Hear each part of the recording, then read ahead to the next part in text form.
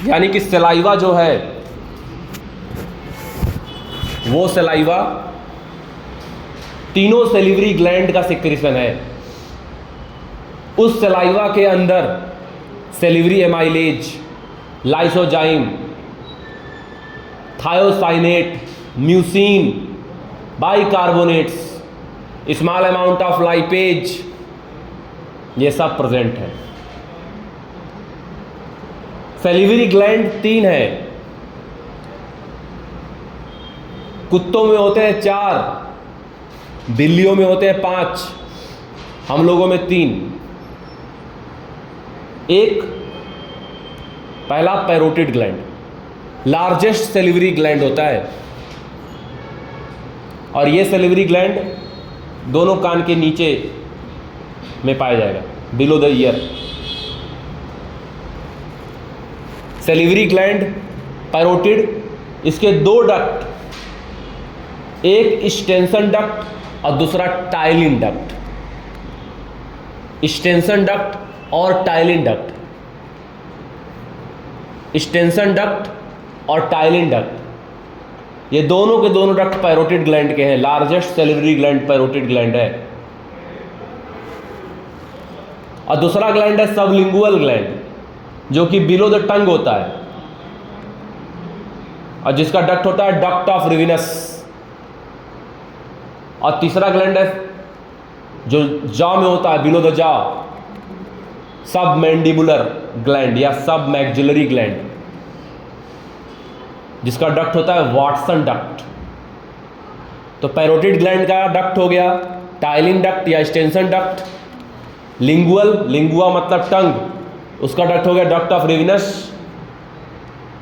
और सब mandibular gland का डक्ट हो गया वाटसन डक्ट।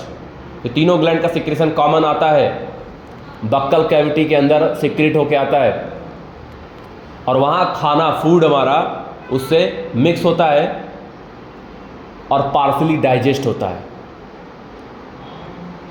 कार्बोहाइड्रेट को डाइजेस्ट करने के लिए सेलिवरी एमाइलेज मौजूद होता है सलाइवा में, जिसका पीएच होता है 6.8, और ये सेलिवरी एमाइलेज तमाम ऐसे कार्बोहाइड्रेट को कन्वर्ट करता है किसमें, माल्टोज में।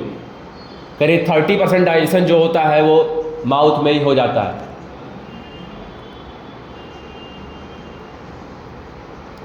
खाना, फूड मिक्स हो गया, और जब फूड मिक्स हो गया सेलिवरी एमाइलेज सलाइवा के साथ, तमाम एंजाइम उसमें मौजूद है, तो ये खाना फिर हम लोग डिग्लूट करते हैं, बॉडी के अंदर डालते हैं ईसोफेगस में।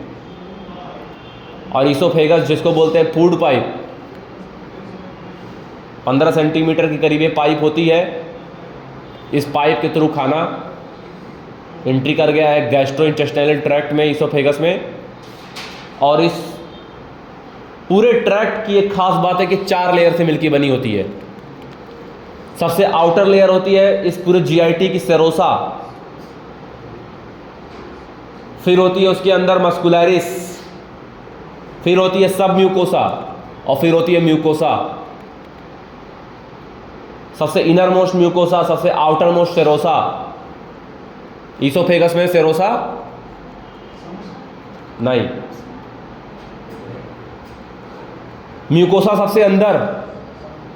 और कई ऐसे जगह है जहां म्यूकोसल एपिथेलियम, कई ऐसे जगह हैं जहां पर म्यूकोसल एपिथेलियम रोल प्ले करते हैं, तमाम तरह के सिक्रीशन का काम करते हैं। तमाम तरह के ग्लैंड प्रेजेंट होते हैं म्यूकोसल एपिथेलियम में, और सब म्यूकोसल लेयर में भी होते हैं। इसमें से एक लेयर होती है मस्कुलैरिस, डबल लेयर्ड होती है।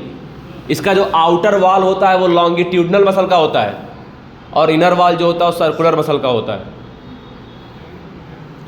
फूड जब सलाइवा के साथ मिक्स हो गया, सेलिवरी एमाइलेज के साथ मिक्स हो गया, ऐसे टाइम में फूड कहलाता है क्या, बोलस। और ये बोलस गया पेट में। पेट यानी स्टमक। स्टमक एक जे शेप्ड ऑर्गन है। स्टमक जो होता है वो पोस्टीरियर वॉल से, ओमेंटम से अटैच होता है। स्टमक के बेसिकली होते हैं रीजन 4, जहाँ पे ईसोफेगस खुलता है उसको बोलते हैं कार्डियक रीजन। और ऊपर फंड की तरह जो रीजन होता है उसको बोलते हैं फंडस। और स्टमक का वह रीजन जो स्मॉल इंटेस्टाइन में खुलता है उसको बोलते हैं पाइलोरिक। और बीच का पूरा स्पेस जहाँ पर मेन डाइजेशन शुरू होता है वो होता है, हालांकि डाइजेशन शुरू तो माउथ में ही हो गया था, स्टमक में जो डाइजेशन जो प्रोसेस जहाँ वो स्पेस होता है उसको कहते हैं बॉडी। स्टमक के अंदर की लेयर, अंदर की जो म्यूकोसल एपिथेलियम है वो इरेगुलर फोल्डिंग बनाती है, कहलाती है रूगे। और यही mucosal epithelium of small intestine जब फोल्डिंग बनाती है तो वहाँ पर विलाई बनाती है। स्टमक में वही क्या बनाती है, रूगे, और स्मॉल इंटेस्टाइन में वही विलाई बनाती है। स्मॉल इंटेस्टाइन में स्टमक में रूगे बनेगा। सबसे ज़्यादा पेरिस्टाल्सिस यहाँ पर होती है, सबसे ज़्यादा क्वांटिटी में पेरिस्टाल्सिस होती है स्टमक में। प्रोटीन को डाइजेस्ट करने वाला एंजाइम, इसका जो म्यूकोसल एपिथेलियम है स्टमक का, उसके पास गैस्ट्रिक ग्लैंड्स होते हैं। ये जो गैस्ट्रिक ग्लैंड्स होते हैं, जैसे पेप्टिक सेल्स जिसको चीफ सेल कहते हैं, सिक्रेट करता है एंजाइम पेप्सिनोजेन। और जब भी किसी एंजाइम के आगे जेन लग जाए या पहले प्रो लग जाए, मतलब वो एंजाइम इनएक्टिव फेज में है, पेप्सिनोजेन। इसी गैस्ट्रिक ग्लैंड में एक सेल होता है म्यूकस नेक सेल, जो कि म्यूकस सिक्रेट करता है। इसी गैस्ट्रिक ग्लैंड में एक सेल होता है ऑक्जेंटिक सेल, जो सिक्रेट करता है HCl और some intrinsic factor for absorption of vitamin B12।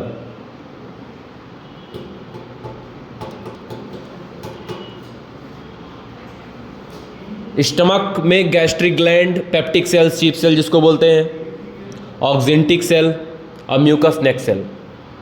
यानी प्रोटीन का डाइजेशन स्टमक में आके शुरू होता है और कार्बोहाइड्रेट का डाइजेशन जो होता है वो माउथ में शुरू होता है। लीवर होता है बाइलोब्ड, लेफ्ट और राइट। और लीवर से जो डक्ट निकलता है उसको बोलते हैं हिपैटिक डक्ट। और लीवर से अटैच्ड होता है क्या, गाल ब्लैडर। गाल ब्लैडर का डक्ट कहलाता है सिस्टिक डक्ट। तो हिपैटिक डक्ट और सिस्टिक डक्ट दोनों आगे आपस में मिल जाते हैं, कहलाते क्या है, कॉमन हिपैटिक डक्ट और सिस्टिक डक्ट मिलकर क्या कहलाते हैं, बाइल डक्ट। और एक बाइल डक्ट जो होता है along with pancreatic duct of pancreas एक एक्सोक्राइन एंडोक्राइन दोनों ग्लैंड है, इसीलिए उसको बोलते हैं मिक्सोट्रॉफिक ग्लैंड। और ये ग्लैंड जो होता है हार्मोन भी सिक्रेट करता है, एंजाइम भी सिक्रेट करता है। तो इसका डक्ट जो है pancreatic duct along with bile duct, या उसको कह सकते हो हिपैटिक डक्ट, दोनों कॉमन खुलते हैं स्पिंक्चर ऑफ ओडाई के थ्रू स्मॉल इंटेस्टाइन में, और कहलाते क्या है, hepato pancreatic duct. Hepato pancreatic duct small intestine के सबसे पहला पार्ट होता है ड्यूडेनम, और सबसे ज़्यादा डाइजेशन वहीं होता है। सबसे ज़्यादा पेरिस्टाल्सिस स्टमक में, सबसे ज़्यादा डाइजेशन ड्यूडेनम में, और सबसे ज़्यादा एब्जॉर्प्शन जेजुनम में। सबसे मिनिमम एब्जॉर्प्शन होता है इलियम में।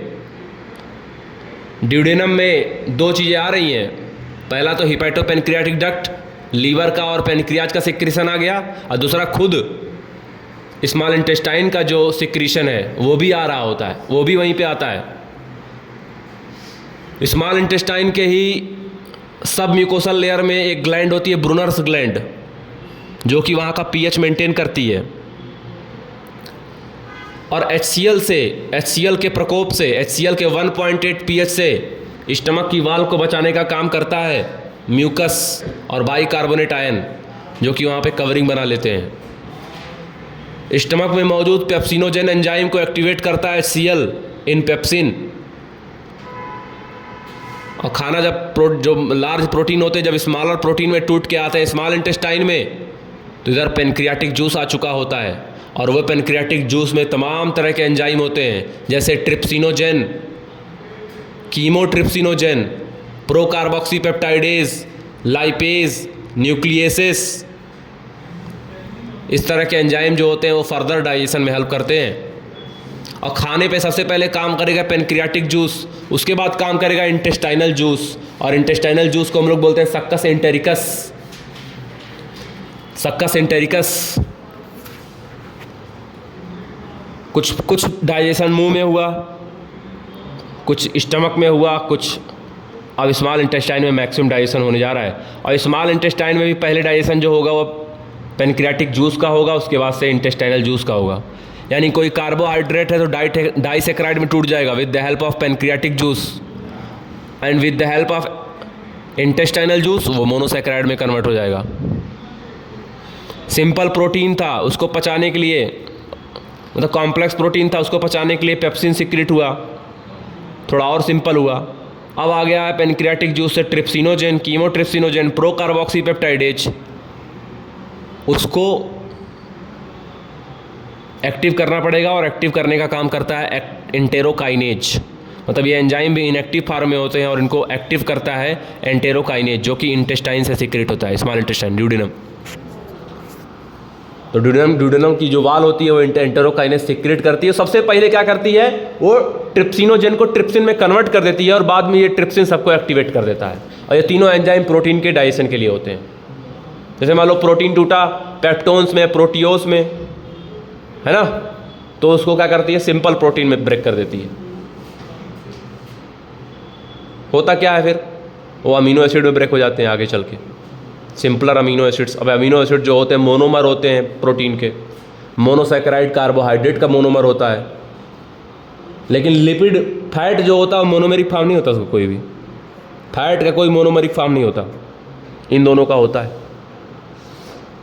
अब जैसे मान लो आपने कोई सेल न्यूक्लियस खाया है, आप जाहिर सी बात है कोई भी फ्रूट खाओगे, वेजिटेबल खाओगे, न्यूक्लियस ही खाओगे, उसके अंदर क्या मौजूद होता है, न्यूक्लिक एसिड। यानी कि हमेशा आप दिन भर न्यूक्लिक एसिड खा रहे हो, तो न्यूक्लिक एसिड को डाइजेस्ट करने के लिए न्यूक्लियसेस चाहिए, डीएनए को डाइजेस्ट करने के लिए डीएनएसेस चाहिए, आरएनए को डाइजेस्ट करने के लिए आरएनएसेस चाहिए, प्रोटीन को डाइजेस्ट करने के लिए प्रोटीएसेस चाहिए। ये सारा एंजाइम मौजूद है पेनक्रियाटिक जूस में। फैट इमल्सिफिकेशन होता है उसका लाइपेज से, फैट का इमल्सिफिकेशन होगा लाइपेज से, और जब बन जाएगा यहाँ पर न्यूक्लिक एसिड से न्यूक्लियोटाइड, अब काम करेंगे तुम्हारे इंटेस्टाइनल जूस, सकस एंटेरिकस। जैसे मान लो आपने माल्टोज खाया है तो ग्लूकोज प्लस ग्लूकोज, लैक्टोज है तो ग्लूकोज प्लस गैलेक्टोज, सुक्रोज खाया है तो ग्लूकोज प्लस फ्रक्टोज। इन सब के लिए एंजाइम भी फिक्स है, माल्टोज को डाइजेस्ट करेगा माल्टेज, सुक्रोज को डाइजेस्ट करेगा सुक्रेज। आपने न्यूक्लियोटाइड आपका बन गया है इस पेनक्रियाटिक जूस से, तो न्यूक्लियोटाइड को डाइजेस्ट करना है न्यूक्लियोटाइडेसेस। न्यूक्लियोटाइड टूट गया न्यूक्लियोसाइड में तो न्यूक्लियोसाइडेसेस, और लास्ट में बन गया क्या, शुगर और बेस। अल्टीमेटली न्यूक्लिक एसिड का यही हाल होगा ना, बेस पेंटोज शुगर और नाइट्रोजनस बेस बचेंगे बस। डाइसेक्राइड से मोनोसेक्राइड्स बन गए, और जो लिपिड थे वो लाइपेज की मदद से लास्ट में फैटी एसिड और ग्लिसरॉल में कन्वर्ट हो गए। तो बाद में यही होता है ओवरऑल। ये है डाइजेशन। क्या है डाइजेशन?